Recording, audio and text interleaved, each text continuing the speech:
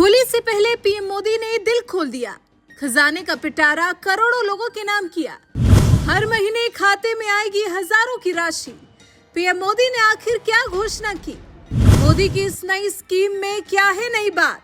सुनकर आपका भी चकरा न जाए दिमाग। हर महीने 55 रुपए में सीधा 3000 रुपए पेंशन का लाभ। क्या है ये तोहफा जिसका मोदी सरकार ने किया ऐलान? प्रधानमंत्री नरेंद्र मोदी वो शख्सियत हैं जिन्होंने देश के आखिरी व्यक्ति तक हर मुमकिन लाभ पहुंचाने का भरसक प्रयास किया है। उनकी हमेशा कोशिश रही है कि देश को गरीबी से उबार कर समृद्ध बनाया जा सके, देश को एक विकसित देश बनाने की तरफ मोड़ा जा सके।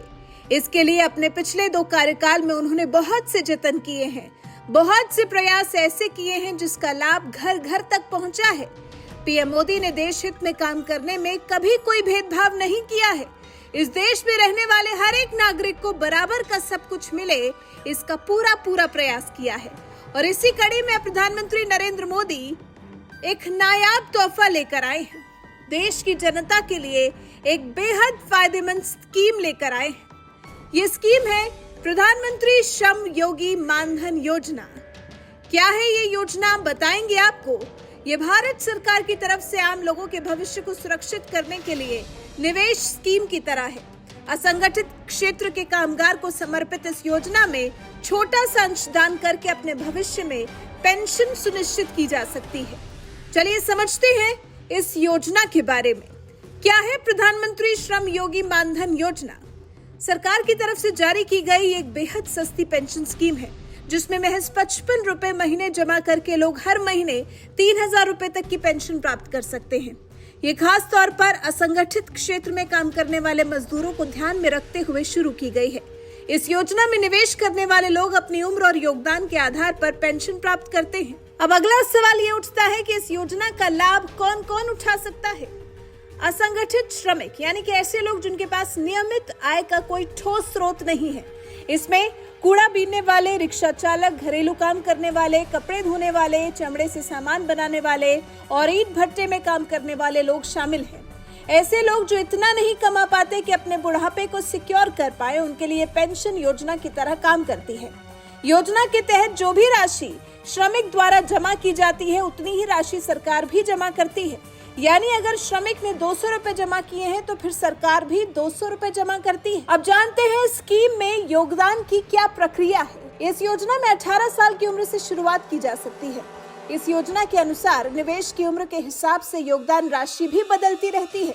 जैसे अगर कोई व्यक्ति 29 साल की उम्र में निवेश करना चाहता है तो उसके लिए निवेश राशि 55 रुपए नहीं बल्कि 100 रुपए होगी। इसी आधार पर पेंशन की राशि तय की जाएगी।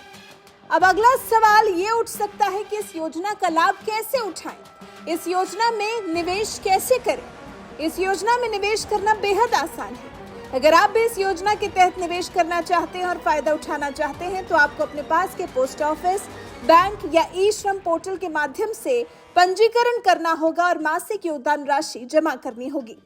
प्रधानमंत्री श्रम योगी मानधन योजना देश के करोड़ों असंगठित श्रमिकों के उत्थान के लिए है, उनका बुढ़ापा सुगम बनाने के लिए है।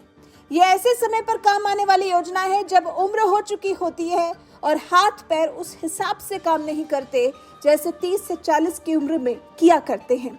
ये योजना न सिर्फ श्रमिकों को पेंशन सुरक्षा देती है बल्कि सरकार भी इसमें पूरा योगदान देती है, जिससे कि श्रमिक की मासिक आय में वृद्धि हो सके और साथ ही श्रमिक को निरंतर काम करते रहने की भूख भी बनी रहे। वहीं इस योजना की कुछ प्रमुख बातों पर गौर फरमाना भी जरूरी है। मासिक आय 15,000 रुपए या उससे कम होनी चाहिए। निवेश करने की आयु सीमा 18 से 40 साल तक होनी चाहिए। लाभार्थी के पास ईपीएफ, ईएसआईसी या एनपीएस कवर नहीं होना चाहिए। आयकर दाता नहीं होना चाहिए।